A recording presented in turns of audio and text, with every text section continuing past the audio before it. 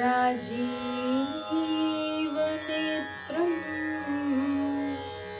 रघुवंशनाथं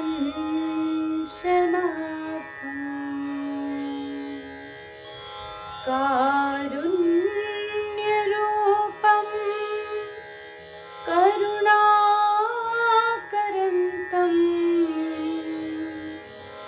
श्रीरामचन्द्रं शरणं प्रपद्ये। गुरुर्ब्रह्मा गुरुर्विष्णु गुरुर्देवो महेश्वरा गुरुः साक्षात् परब्रह्म तस्मै श्री गुरुवे नमः। तस्मै श्री गुरुवे नमः। जय श्री राम, जय श्री राधे कृष्ण। राम के कदमों पर कथानक में आप सबका फिर से स्वागत है।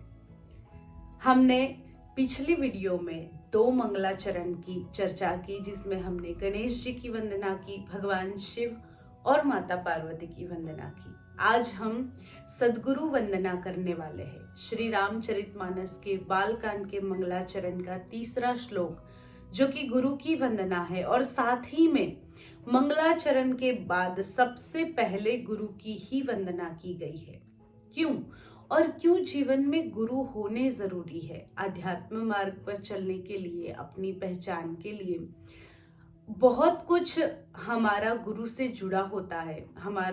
हमारे जीवन में गुरु का होना बड़ा जरूरी होता है। कहा गया है, अगर जीवन में गुरु नहीं है तो व्यक्ति भटक सकता है। किस लिए और किस वजह से, आज उसकी चर्चा करेंगे। मंगलाचरण का 3रा श्लोक है, वंदे बोधमयम नित्यम गुरुम शंकर रूपिणम यमाश्रितो हि वक्रोपि चंद्र सर्वत्र वंद्यते। वंदे बोधमयम नित्यम। सबसे पहले तो समझे कि गुरु किसे कहते हैं। चलिए, गुरु की वंदना भी करेंगे, गुरु की बारे में चर्चा भी करेंगे, लेकिन गुरु किसे कहते हैं? गुरु की पहचान कैसे हो? हमें कैसे पता चले कि यही हमारे लिए सही गुरु है? तो गु का अर्थ है अंधकार और रू का अर्थ है प्रकाश। अंधकार से जो हमें प्रकाश की तरफ ले जाए, वही सद्गुरु है।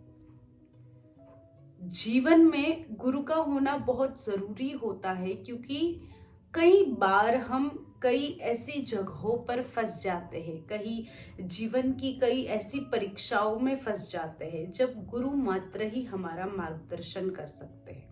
यहाँ पर कई लोग ऐसा भी प्रश्न उठाते हैं कि जरूरत नहीं है हमारा मार्गदर्शन करने के लिए, हमारे माता पिता है, हमारे मित्र मंडल है, ये है वो है, सभी लोग होते हैं। लेकिन एक ऐसा समय आता है जब व्यक्ति ऐसी सिचुएशन में होता है कि वो अपने परिस्थिति के बारे में चर्चा करके ना ही अपने माता पिता को दुखी करना चाहता है, और ना ही वो अपनी परिस्थिति की चर्चा अपने मित्र, अपनी पत्नी या किसी के भी सामने कर सकता है, क्योंकि उससे उसको एम्बैरेस फील होगा, उसको थोड़ी सी शर्म आएगी। ऐसा कुछ होता है कि जहां पर वो फंस गया है, तो वो गुरु से कह सकता है। क्यों?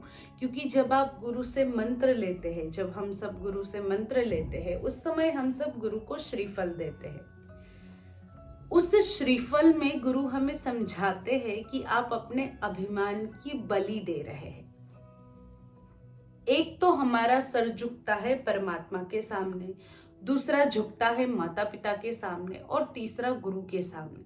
बाकी सबके सामने झुकता नहीं, वो तो बस घुटनों तक हमारा हाथ जाता है व्यवहार संभालने के लिए।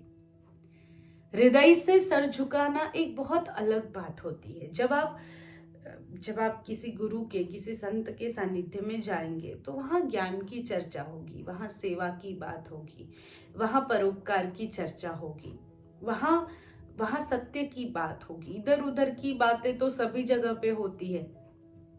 ठीक है, घर में क्या चल रहा है, कौन से झगड़े चल रहे हैं, कैसा उतार चढ़ाव है, ये सारी चर्चा तो हर कोई करता है।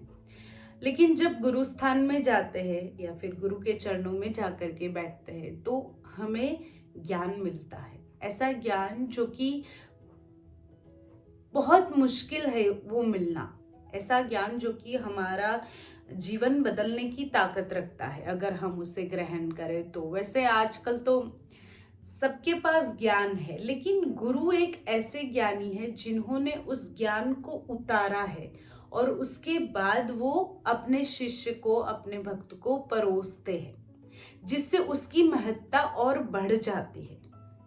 गुरु कहते हैं कि सुबह ब्रह्म मुहूर्त में उठो। गुरु खुद भी ब्रह्म मुहूर्त में उठते हैं और उन्हें पता है कि ब्रह्म मुहूर्त में क्या अनुभूति होती है, इसलिए वो हमें कहते हैं कि ब्रह्म मुहूर्त में उठो।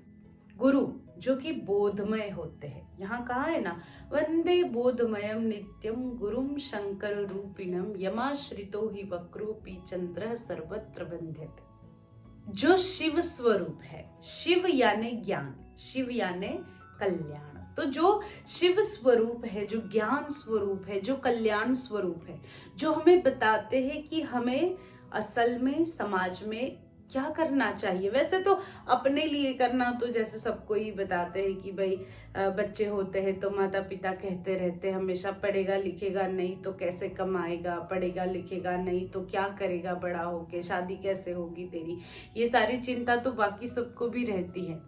लेकिन एक व्यवहारिक, एक ऐसा ज्ञान जिसकी हम सबको जरूरत है, वो ज्ञान की हमारे पास अगर कुछ है तो उसे बांटने की क्षमता हम में होनी चाहिए। अगर हम समाज में रह करके परोपकार ना करें तो हमारा जीवन व्यर्थ ही है। अगर हम खेती करते हैं तो उस खेती के अनाज में से कुछ दाने अगर पंछियों के लिए ना निकाले तो वहां परोपकार हम नहीं करते, हम सिर्फ अपना ही पेट भरते हैं। अगर हम अपने घर के बाहर एक ऐसा बर्तन ना रख सके जिसमें पंछियों के लिए पानी हो, दाने हो, तो कैसा परोपकार, कैसा शुभ कर्म। अगर हम हर दिन गाय को एक रोटी ना खिला सके, अगर हम किसी जरूरतमंद को देख करके अरे रे बेचारा कह के आगे निकल जाए और उसको मदद करने का प्रयास तक ना करे, तो कैसा परोपकार, तो कैसा कर्म। अपने लिए तो कर्म हर कोई करता है कि अपने सुख सुविधा के लिए, पर क्या कभी सोचा है कि अपने कल्याण के लिए भी कर्म करना चाहिए। खुद का कल्याण यानी कि संतोष, यानी कि शांति, अपने मन की शांति। कभी देखिएगा आप, जब आप जिस दिन किसी की मदद करेंगे, किसी के लिए कुछ करेंगे, उस दिन हृदय में एक अलग प्रकार की शांति रहेगी, एक अलग प्रकार का संतोष रहेगा, जो होना जीवन में बहुत जरूरी होता है। जब हम संतोषी होते हैं, जब हम शांत होते हैं, तभी हम कुछ कंसंट्रेट कर पाते हैं, तभी हम कुछ अपने जीवन में अच्छा कर पाते हैं, और उसके लिए ये सब चीजें बहुत जरूरी होती है, परोपकार। तो जब हम गुरु की शरण में जाते हैं तो गुरु इस प्रकार से हमें सही राह दिखाते हैं। अब गुरु का चयन कैसे करें, कि हमें कैसे पता चले कि ये हमारे गुरु हो सकते हैं। जरूरी नहीं है कि आपके माता पिता ने जिन्हें गुरु किया या फिर आपके मित्र ने जिन्हें गुरु माना वही आपके गुरु हो सकते हैं। आप सबसे पहले उनकी बातों को ध्यान से सुने, बातों में विश्वास आना और उस व्यक्ति पर श्रद्धा होना, जो हमने पिछले वीडियो में बात करी कि अगर श्रद्धा और विश्वास दोनों होंगे तभी आप उनको सही तरीके से सुन पाओगे और उनकी जो बात है उन्हें सच में जीवन में उतार पाओगे। हम मंत्र लेते हैं, ठीक है, गुरु से मंत्र लेते हैं और हम क्या करते हैं कि हर दिन एक माला कर दी फिर हमने छोड़ दिया, पर ऐसा नहीं होता। जब गुरु मंत्र देते हैं तब साथ साथ में हमसे वचन लेते हैं। हमें कहते हैं हमें मांसाहार नहीं करना है, हमें कहते हैं हमें झूठ नहीं बोलना है, हमें कहते हैं कि हमें अनीति का कभी भी नहीं कमा कर खाना है, हमसे कहते हैं कि हमें हमेशा किसी की मदद करने के लिए आगे रहना है, हमें हमेशा संतोष रखना है, हमसे कहते हैं कि किसी के भी प्रति द्वेष भावना या फिर किसी के भी प्रति ईर्ष्या हमें नहीं रखनी है। और ये सारी चीजें कहीं ना कहीं हमारे खुद के लिए ही कल्याणकारी है। हम अगर किसी और के लिए हम द्वेष करेंगे, ईर्ष्या करेंगे, तो दुखी तो हमारा मन होगा ना, वो दुखी नहीं होंगे। वो अपना कर्म कर रहे हैं और हम बस उन्हें देखकर दुखी हो रहे हैं, ईर्ष्या कर रहे हैं, द्वेष कर रहे हैं, गुस्सा कर रहे हैं, जिससे मन तो हमारा ही दुखी होता है, मन हमारा विचलित होता है और उस वजह से हम जीवन में कुछ भी नहीं कर पाते हैं। तो बोधमय, गुरु जो भी बात करते हैं वो बोधमय होती है। वो कोई भी ऐसी बात नहीं हमें सिखाते या फिर ऐसी कोई भी बात हमसे करने के लिए नहीं कहते जिसका जिसका कोई अर्थ नहीं होता, तात्पर्य नहीं होता। अच्छे काम करने के लिए वो हमें प्रोत्साहित करते हैं। इसलिए कहा है, बंदो गुरुपद कंज कृपा सिंधु नर रूप हरि, महामोहतम पुंज जासु बचन रवि कर निकर। मतलब बंदो गुरुपद कंज कृपा सिंधु नर रूप हरि, यानी कि जो गुरुदेव के चरण कमल है, हमेशा गुरुदेव के चरणों की पूजा होती है। गुरुदेव के किसी भी, अगर हमारे घर कोई संत आते हैं या फिर किसी भी गुरु को हम आमंत्रित करते हैं, अपने गुरु को आमंत्रित करते हैं, तो हमें कभी भी गुरुदेव के हाथ तिलक करना चाहिए, बिल्कुल ही करना चाहिए। लेकिन गुरुदेव की हमेशा चरणों की पूजा होती है। बंदो गुरुपद कंज कृपा सिंधु नर रूप हरि, यानी कि वो स्वयं नर के रूप में, मनुष्य के रूप में श्री हरि है। महामोहतम पुंज जासु वचन रवि कर निकर। उनके वचन कैसे होते हैं, जैसे सुबह जब होती है तो वो सूर्य की एक किरण, जैसे ही वो पहली किरण आती है और कैसे संसार में बिल्कुल अंधेरा दूर हो जाता है और प्रकाश फैल जाता है, उस प्रकार से हमारे मन में जो अज्ञान रूपी अंधकार है, गुरुदेव के वचन ऐसे है सूर्य के प्रकाश समान, कि जो उनके प्रकाश पुंज से, उनके ज्ञान रूपी वचनों से हमारे मन में जो अज्ञान रूपी अंधकार है वो दूर हो जाता है और ज्ञान रूपी प्रकाश फैल जाता है। गुरुदेव हमें ज्ञान देते हैं, हमें सत्य की राह पर चलना सिखाते हैं, हमें भेदभाव से दूर रखते हैं, हमें ऊंच नीच से दूर रखते हैं, हमें झगड़ों से, हमारे मन के अंदर के झगड़ों से, बाहर के झगड़ों से तो जैसे हमें बहुत सारी बुद्धिमत्ता है, हम दूसरों को भी बचा लेते हैं बाहर के झगड़ों से, लेकिन ये जो मन के अंदर झगड़े चलते रहते हैं ना, कि कभी ऐसा समय आता है कि दो रास्ते हैं और उन दो रास्तों में से एक है जो बड़ा आसान है, एक है मुश्किल है, लेकिन जो मुश्किल रास्ता है वही सत्य का रास्ता है और जो आसान है वो असत्य का है। तो उस समय जो बड़ी जंग चलती है ना, कि अरे इतने सारे लोग इस रास्ते पर चल रहे हैं, उनको कुछ नहीं हो रहा, हमें क्या होने वाला है।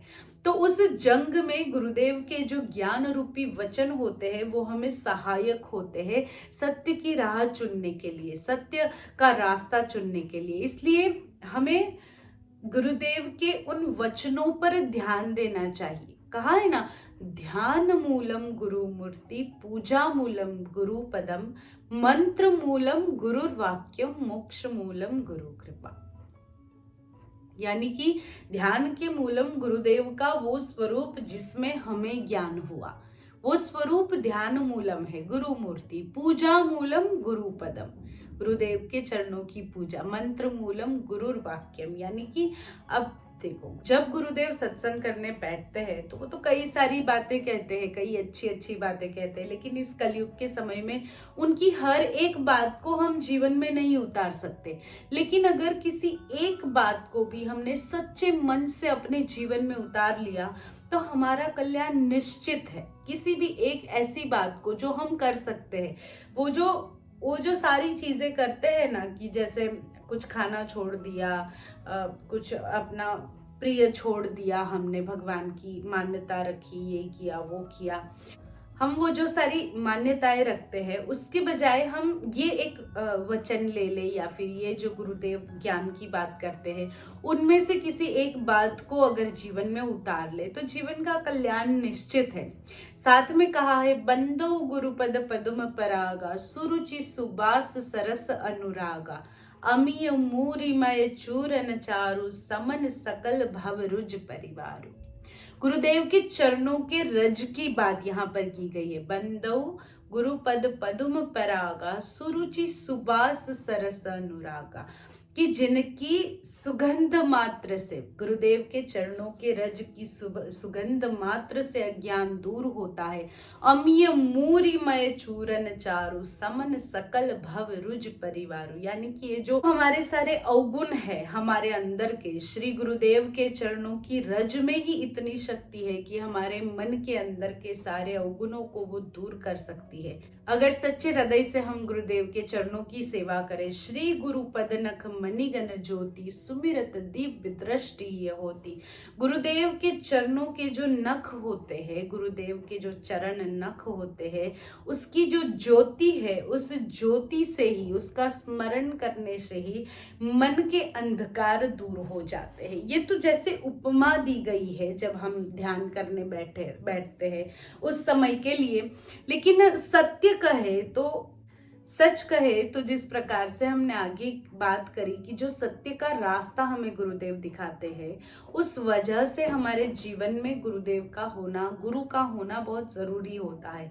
आप किसी को भी गुरु मान सकते हैं जिनसे आपको ज्ञान होता है, जिनसे आपको सत्य की राह पर चलने का एक मोटिवेशन मिलता है, या फिर मैं कहूँगी कि जिनसे आपको प्रेरणा मिलती है। क्योंकि अगर मैं अपने जीवन की बात करूँ तो मेरे गुरु से मेरा जीवन है, और मेरे गुरु से मुझे प्रेरणाएं मिली है। मेरे गुरु की वजह से इस रास्ते पर हूँ, मेरे गुरु की वजह से ही मेरा जीवन इतना सफल है, क्योंकि बहुत छोटी थी तब से गुरु के सानिध्य में रहती हूँ, और मुझे अपने गुरुदेव से बहुत कुछ सीखने को मिला है। साथ ही और बाकी सबका जो भी हो, पर मेरा नजरिया ऐसा है कि जब आपको सच्चे सद्गुरु मिल जाते हैं तो आपको अपने मन के प्रश्नों के उत्तर कहीं और ढूंढने जाने की जरूरत नहीं पड़ती। उनके कर्म को देख देख कर ही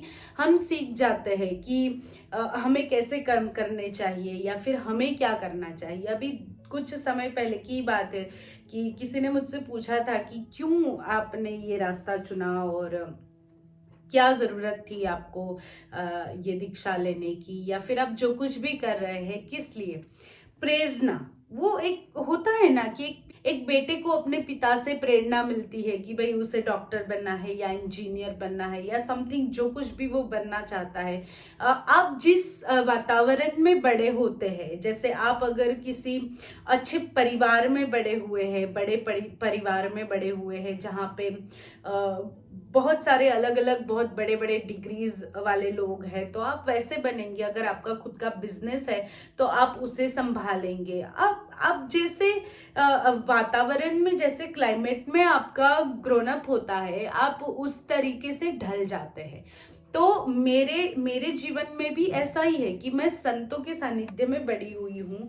मेरे जीवन में ऐसा है कि मैं संतों के सानिध्य में बड़ी हुई हूँ। मेरे गुरु, मेरे माता जी, जिनके जीवन को देख करके मुझे प्रेरणा मिली है कि इस लाइन में भी कुछ करने लायक है। जैसे अभी हमारे आश्रम में जो कुछ भी कार्य चल रहे हैं, गौ सेवा चल रही है, बच्चियों की, जो हम बच्चों को पढ़ाते हैं, वो जो सारे नॉर्थ ईस्ट से, जिन्हें कोई जानता नहीं, जिनकी कोई पहचान नहीं, ये प्रेरणा भी मैं बहुत छोटी थी तब से मेरा, बस मुझे कोई पूछता था कि तुम्हें क्या करना है जीवन में, तो मैं हमेशा कहती थी कि मेरा एक सपना है कि मुझे ना कुछ ऐसी लड़कियों को जिन्हें सच में ज़रूरत है, ऐसी लड़कियों को मुझे बस आगे लाना है। और वो मेरे गुरु के माध्यम से पूरा हुआ। मतलब मैं बहुत छोटी थी तब, तो मेरे में उतना था भी नहीं कि मैं उन बच्चों को जा कर के ला सकूं।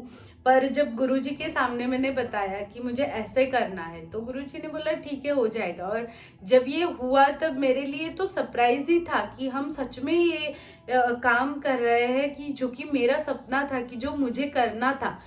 तो मेरे गुरु मेरी प्रेरणा है, इसलिए इस वजह से मैं इस लाइन में हूँ। मेरा हमेशा भार होता है गुरु शब्द पर, चाहे आप मेरी कथा में सुनो, चाहे आप किसी सत्संग में सुनो, क्योंकि मेरे जीवन में गुरु का बहुत बड़ा रोल है। इसलिए जैसे कहते हैं ना कि जब आपके जीवन में किसी व्यक्ति का एक इम्पोर्टेंट रोल होता है तो आप उसको ज्यादा महत्ता देते हैं, तो मैं ज्यादा महत्ता देती हूँ।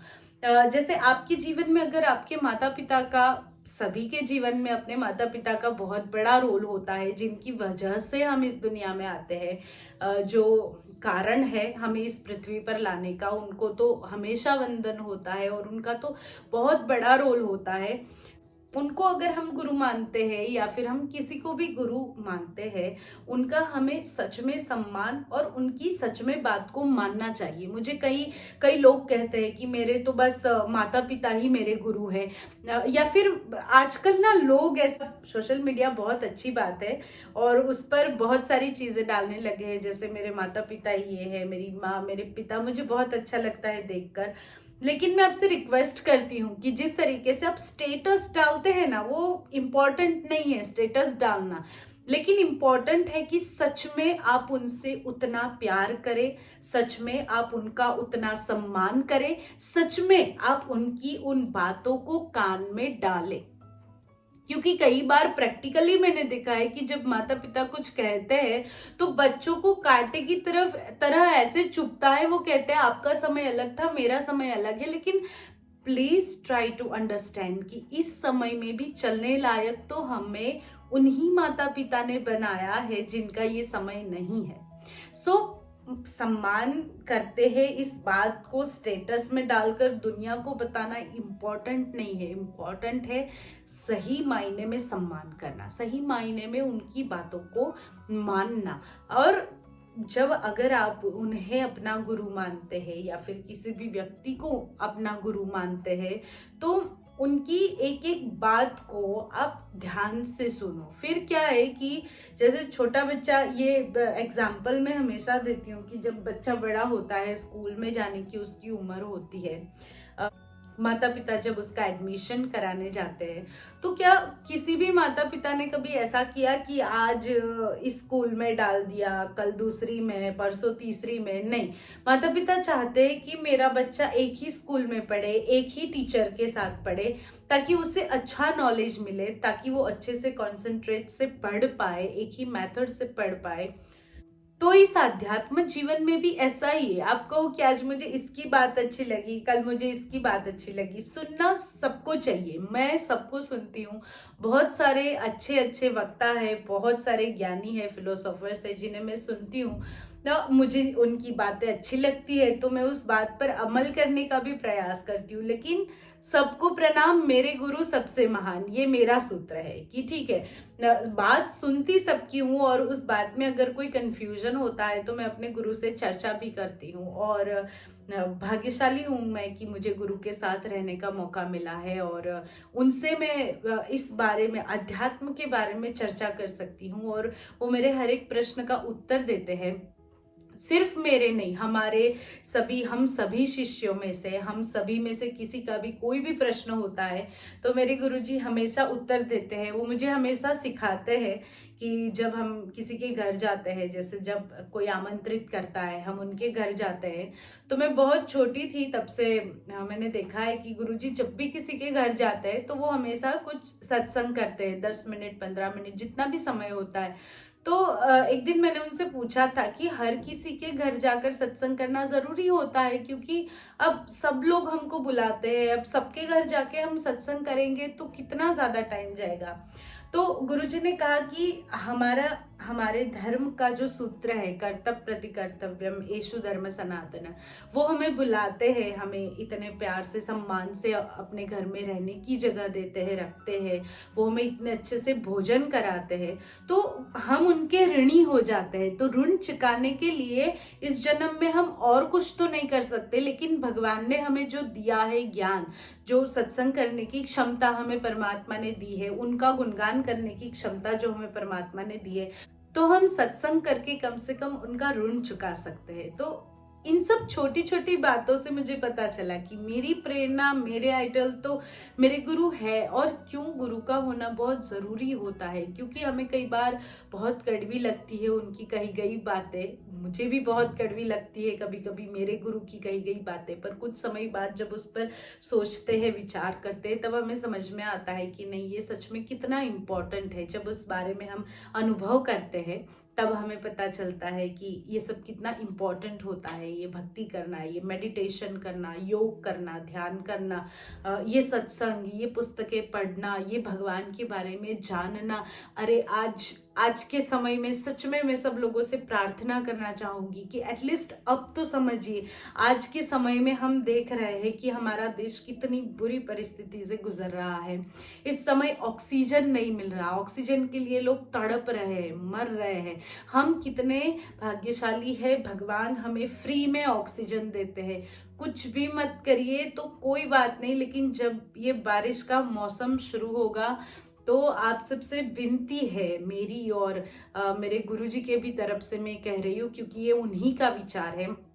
आपसे विनंती करती हूँ कि प्लीज़ ज़्यादा नहीं ना तो 5-5 पेड़ लगाइए, बहुत ज़रूरी है। हम अब समझ रहे हैं ऑक्सीजन की वैल्यू, अब अभी हमें समझ में आ रहा है पेड़ की वैल्यू। अब हम बोल रहे हैं कि वो लोग महान थे जिन्होंने पेड़ के लिए अपने सर कटवा लिए।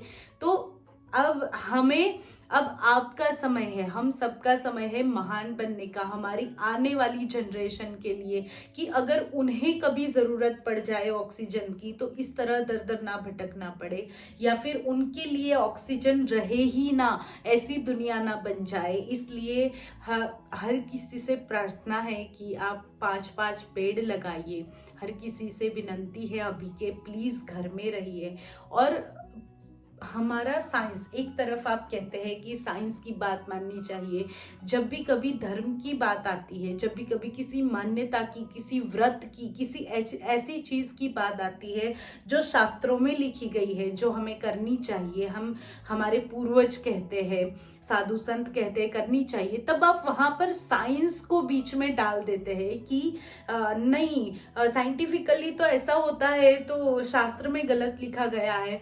तो अभी आपसे विनंती करती हूँ कि अभी साइंस पर भरोसा कीजिए। वैक्सीन लेने की अगर आपकी बारी आ गई है तो वैक्सीन लीजिए, ये समय है साइंस पर भरोसा करने का। अगर कोई सिम्टम्स दिख रहे हैं, मुझे सुन के बहुत हैरानी होती है, कई पढ़े लिखे लोग, कई ऐसे लोग जो मेरी पहचान में हैं, जिन्हें ऐसा लगता है कि ये सब गलत है, ये कोरोना वगैरह सब ड्रामा है, जिन्हें ऐसा लगता है कि ये सब जो भी डॉक्टर्स वगैरह है वो लोग सही तरीके से इलाज नहीं कर रहे, या फिर ये जो वैक्सीन है वो गलत आई है। प्लीज़ कृपया करके ये सब बातें ना करें। कृपया करके जो कोई भी प्रोटोकॉल दिए गए हैं उसे फॉलो कीजिए। कृपया करके अब इस मामले में कम से कम साइंस पर भरोसा कीजिए, क्योंकि साइंस और स्पिरिचुअलिटी को नहीं लड़ाना है, वो एक अलग सा टॉपिक है, और उसमें स्पिरिचुअलिटी में हमारे शास्त्रों में बहुत सारी बातें हैं, और वो सारी बातें साइंटिफिक है। वो बात है तभी साइंस ने खोज की है, इस बात को याद रखिए। अगर दूसरे ग्रह होते ही नहीं तो उस पे जीवन है कि नहीं, ये ढूंढने के लिए साइंस कभी प्रयास करता ही नहीं। अगर चीजें पहले से ऊपर नीचे नहीं गिर रही होती, यानी गुरुत्वाकर्षण अगर पहले से नहीं होता, तो कोई उसे ढूंढता ही नहीं। तो प्लीज आपसे विनंती है कि इस बात को समझने की कोशिश कीजिए कि साइंस बस चीजों को प्रूव करता है, लेकिन इस समय ये टेक्नोलॉजी इतनी ज्यादा आगे है कि आज साइंस ने वैक्सीन ढूंढी है, इतनी बड़ी महामारी से हमें बचाने के लिए प्रयास किए जा रहे हैं। तो कृपया करके हम कुछ भी नहीं तो थोड़ी सी सहायता तो कर सकते हैं ना।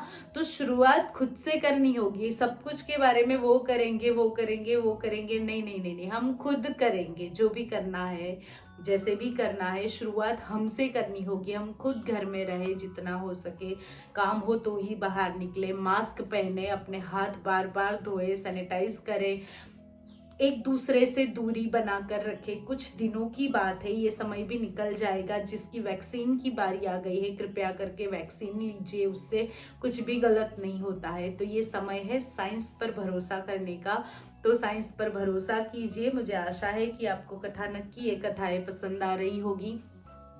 मुझे आशा है कि रामचरितमानस को आसान भाषा में जो समझाने का मैं प्रयत्न कर रही हूँ वो आपको पसंद आता होगा।